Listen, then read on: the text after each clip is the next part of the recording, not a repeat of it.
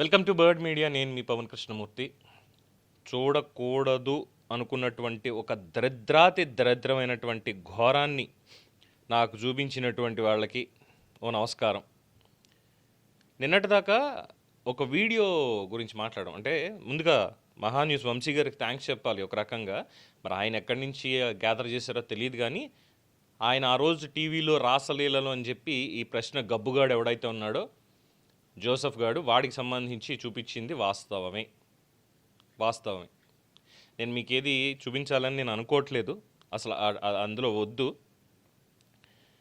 వాడి ఆడియోలు, వాడి లీలలు, అదేదో అంటాం, పాపం క్షమించుగాక పంపించారు. ఎందుకనంటే అనవసరంగా ఒకళ్ళ మీద అపవాదు వేయకూడదు కాబట్టి. బయట వచ్చిందంటే ఇప్పుడు ఆర్టిఫిషియల్ ఇంటెలిజెన్స్ యుగంలో మనం బ్రతుకుతున్నాం. ఏది నిజం ఏది అబద్ధం కూడా తెలియట్లేదు. ఎందుకంటే ముఖ్యమంత్రి గారిని కూడా వీడియో కాల్ చేసి మోసం చేశారు. ముఖ్యమంత్రి గారు ఆయన దాంతో క్రియేట్ చేసి వీడియోని కాల్ చేసి మరి ఒక వ్యక్తిని మోసం చేశారు అన్నటువంటిది మనం గతంలో చూసాం. ఇలాగ ఎన్నో ఉన్నాయి.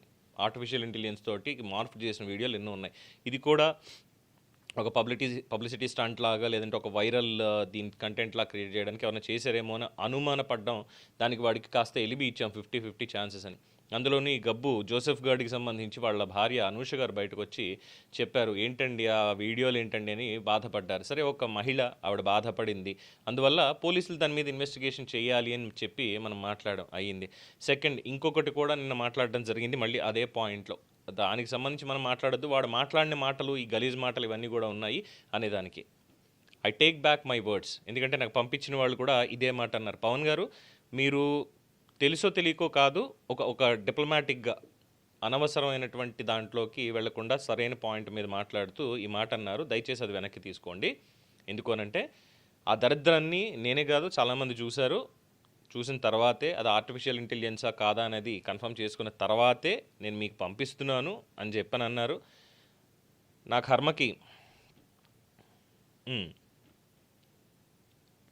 అంటే సుప్రీంకోర్టు ఏదైతే అడల్టరీ అనేటువంటి దాని మీద ఒక తీర్పు ఇచ్చిందో ఆ విషయంలో వీడు బతికిపోతాడు, పెద్ద ఏమీ ఇబ్బంది లేదు. ఆ వీడియో బయటకు వచ్చినా ఏం చేసినా కానీ అది వారిద్దరికీ ఆనందకరంగా ఉన్నటువంటిదే తప్ప ఇందులో వాడు ఏదో రేప్ చేశాడనో లేదంటే ఇంకోటి చేశాడనో నాకు తెలియదు.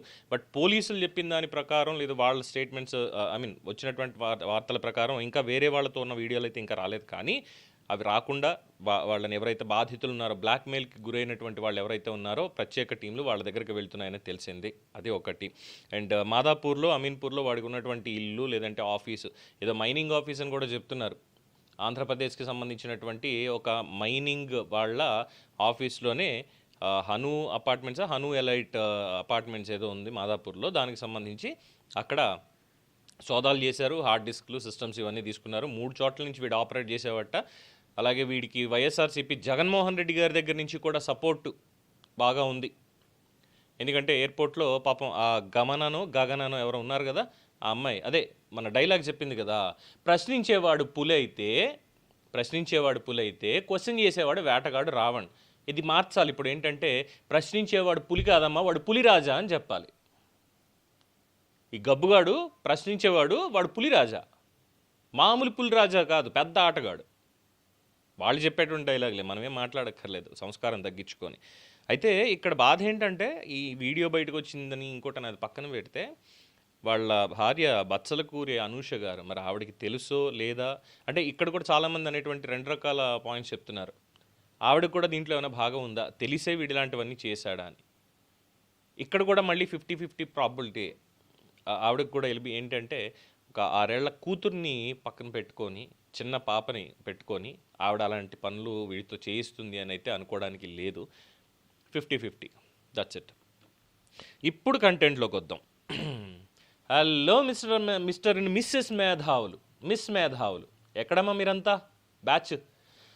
రావణ్ణి అన్యాయంగా అరెస్ట్ చేసేశారు అనేటువంటి చిన్నారి చెల్లి విప్లవశ్రీ ఎక్కడ తల్లి? ఆస్మాక్క ఎక్కడ? పవన్ కళ్యాణ్ కోసం ఎగేసుకుని మరి పోయావు కదా ఆంధ్రాకి, ఇటు పోతావు నెల్లూరుకి. ఎవడెవడైతే సపోర్ట్ చేశాడో రావణ్ణి, ప్రకాష్ రాజ్ ఎక్కడమ్మా? Where are you?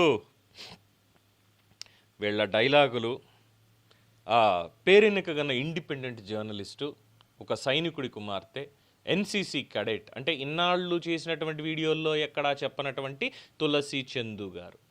ఎక్కడ మేడం? అవును, నిన్న ఎక్కడో పిల్లల దగ్గరికి వెళ్ళారుట. దాదాపు ఒక గంట సేపు వాళ్ళకి ఆమ్,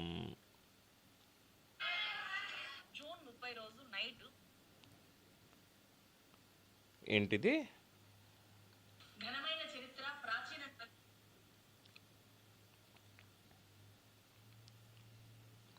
what a wonderful day today. School గర్ల్స్ని ఉద్దేశించి గంట సేపు మాట్లాడాక, ఈ గంట సేపు ఏం మాట్లాడారమ్మా? వీడి గురించి ఏమైనా మాట్లాడారా కొంపతీసి? అది చేయలేదని నేను అనుకుంటా. ఇప్పుడు వీడి బయటకు వచ్చిన తర్వాత ఇప్పుడు ఏం చెప్తారు మీరు? ఎందుకంటే అంతకుముందు చాలా చెప్పారు కదా, అయోధ్య రాముడు రావణుడు బాధితుడు ఇది అని చెప్పని. మన స్థాయికి మించిపోయి మనకి అవసరం లేనటువంటి ఒక సబ్జెక్ట్ని తీసుకొని వెళ్ళిపోయారు కదా మాట్లాడడానికి. Where are you? ఎక్కడా? ఏడి ప్రకాష్ రాజ్ పరారీలో ఉన్నాడా ఏంటి? అంటే ముందే హెచ్చరించాడు, వాడు ఫోన్లో ఏవో ఉన్నాయి, అయితే ఏం చేస్తారు ఇప్పుడు, అవన్నీ తీసి మార్పు చేస్తారు ఇదని మాట్లాడాడు. అంటే ఏమన్నా వారికి కూడా దీంట్లో సమభాగాలు ఏమన్నా ఉన్నాయా అనేటువంటిది కూడా ఇక్కడ వ్యక్తపరచాల్సి వస్తుంది. తర్వాత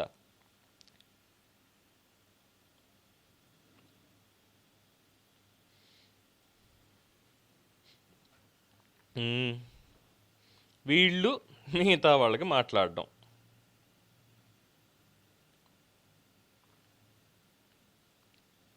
ఏం చెప్పాలి? సడలని పిడికిలి. ఎస్ బా, ఏమన్నా క్యాప్షన్ అసలు. 14 రోజుల రిమాండ్, నెల్లూరు జైలుకి తరలింపు దగ్గర ఏంటి టైటిల్?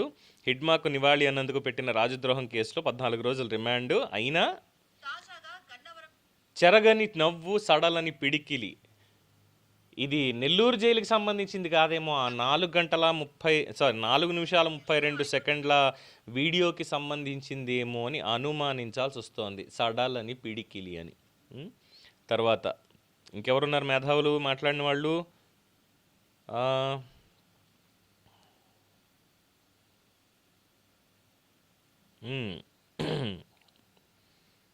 నేను ఎక్కువ అసలు మాట్లాడకూడదు అనుకున్నానండి. 2 ముక్కల్లో దీన్ని ఫినిష్ చేద్దాం అనుకున్నాను. జస్ట్ 2.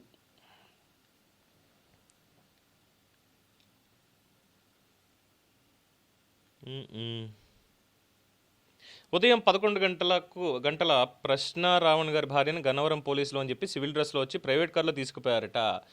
ఇంతకు మించినటువంటి దరిద్రం ఇంకోటి ఏం తగలలేదా తల్లి? 9 ఏళ్ల పాపను వదిలేసి 6 గంటలు అవుతున్నా రాకపోవడంతో ఒంటరిగా ఏం ఆవేదన పడుతోందో అర్థం చేసుకోవాలిట. ఎప్పుడు తీసుకెళ్లారమ్మా? ఎప్పుడో నిన్న. కానీ నిన్న పోలీసుల అదుపులో ఉన్నట్టుగా ఏం లేదే. పోలీసుల సమక్షంలో ఆవిడ ఉన్నారు. సమక్షంలో ఉండడం అనేది వేరు, అదుపులో ఉండడం వేరు.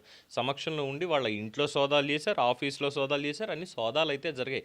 11 గంటలకి తీసుకెళ్ళిపోయి ఎక్కడ అరెస్ట్లో అలాంటివి ఏం చేయలేదు. ప్రొఫెసర్ కె నాగేశ్వర్ గారు, కె నాగేశ్వరే, ప్రొఫెసర్ అని కూడా అనక్కర్లేదు ఇంకా, ఎందుకంటే ఆయన ఏ సభలో పాల్గొన్నా ఏం చేసినా కానీ ఆయన మాటలు అలాగే ఉన్నాయి కాబట్టి. తర్వాత సుగాలి ప్రీతి తల్లి పార్వతి గారు. ఎవరి గురించి తల్లి మీరు మొన్న వచ్చి బయట మాట్లాడారు? రావణ్ణి కలిశాను, అరెస్ట్ చేశారు ఇది అన్నప్పుడు రావణ్ణి కలిస్తే మాట్లాడాడు, అసలు ఎంత చక్కగా ఉన్నాడు, అసలు ఎంత ధైర్యంగా ఉన్నాడు అనిపించింది. ఇదంతా చూస్తే చాలా పెద్ద పెద్ద మాటలు మాట్లాడేసరే. అంబటి రాంబాబు గారు, పేర్ని నాని గారు, పెద్దిరెడ్డి రామచంద్రారెడ్డి గారు. సార్ ఒకసారి మనోడు వీడియో చూస్తారా మీరు? పంపించిన ఏమన్నా?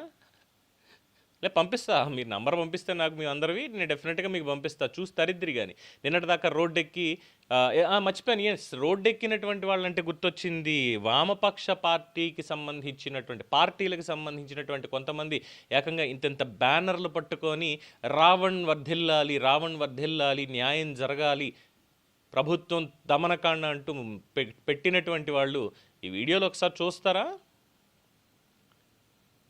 నేను ఇక్కడ పబ్లిక్గా చూపించే ప్రయత్నం అస్సలు పొరపాటును కూడా చేయనమ్మా. నో, ఆ లింక్లు ఎవడో ఒకటి మీ ఫ్రెండ్స్ రేపొద్దున పంపిస్తారు. మామూలుగా లేదు మనవాడితో. ఆ ఆడియో కాల్ ఏదైతే వాళ్ళ ఫ్రెండ్ చెప్పాడో ఆ విషయాలు ఒక్కొక్కటిగా ప్రతిదీ వాస్తవం అని చెప్పి బయటకు వస్తున్నాయి. అలాగే వీడు ఈ హిడ్మాకి నివాళులు అర్పించడం మాత్రమే కాదు, దీని వెనకాల చాలా పెద్ద నెట్వర్క్ కూడా ఉంది. ఒక ఒక మాస్క్డ్ నెట్వర్క్ అనేది వెనకాల ఉంది అనేది కూడా అర్థమవుతోంది. వెనక ఎవరెవరుండి, అది ఎవరైనా కావచ్చు, ఎవరెవరుండి వీడిని ఈ జోసెఫ్ చౌదరి బత్సల కూరో ఏదో ఒకటి మొత్తానికి వీడిని నడిపించారు ఇప్పటిదాకా. ప్రతి ఒక్కళ్ళకి రేపు చక్కగా చాలా క్లియర్గా ఇప్పుడు చెప్పండి ఈ గబ్బునా కొడుకు గురించి. ఇన్నాళ్ళు అసలు ఎన్ని కామెంట్స్ నేను చూశాను. పర్సనల్గా నన్ను టార్గెట్ చేసినవి కూడా మన వీడియోల్లోనే చాలా చూశాను. నేను చాలా వరకు రిమూవ్ చేశాను. నేను మాట్లాడకూడదు అలాంటివి అన్నదానికి వీడిని సపోర్ట్ చేసేటువంటి వాళ్ళు. వీడు ప్రశ్నించలా, వీడు అస్సలు ప్రశ్నించలా. వీడి పైత్యాన్ని బయట పెట్టుకున్నాడు, నోటి విరేచనాలు చేసుకున్నాడు వీడు. బేసిక్గా ముందు నుంచి ఒకటే టార్గెట్, మామూలు టార్గెట్ కాదు, ఒకటే టార్గెట్. అన్ఫార్చునేట్లీ మేధావి తన ముసుగులో ఉన్నటువంటి వాళ్ళు అనుకోండి, మేధావులు అనుకోండి, వీటితో ఉన్నటువంటి వాళ్ళు ఎవరెవరు ఉన్నారు, కొన్ని ఫోటోలు కూడా పంపించారు. బాబు గోగినేని గారు, వీడు చెప్తాడు ఈ ప్రశ్న, రావణ్ గారు చెప్తాడు, జోసెఫ్ గారు, బాబు గోగినేని గారు ఈయన మార్పుకి కారణం అంట పాపం. సారీ సార్, మీ మీద మీరు ఎన్ని మాట్లాడినా ఏం చేసినా కానీ ఎక్కడో ఒక చిన్న కన్సర్న్ ఉండేది. ఇలాంటి వాడికి మీరు ఇన్స్పిరేషన్ అనేసరికి ఇంకా కాస్త భయం వేస్తోంది. కేక్ తీసుకో అంటున్నటువంటి ఫ్రెండు, వీళ్ళందరూ అసలు అయ్య బాబోయ్ చాలా ఉన్నాయి. వీళ్ళ వేషాలు ఇవన్నీ కూడా మామూలుగా లేవు. Profiles lock చేసుకోవడాలు and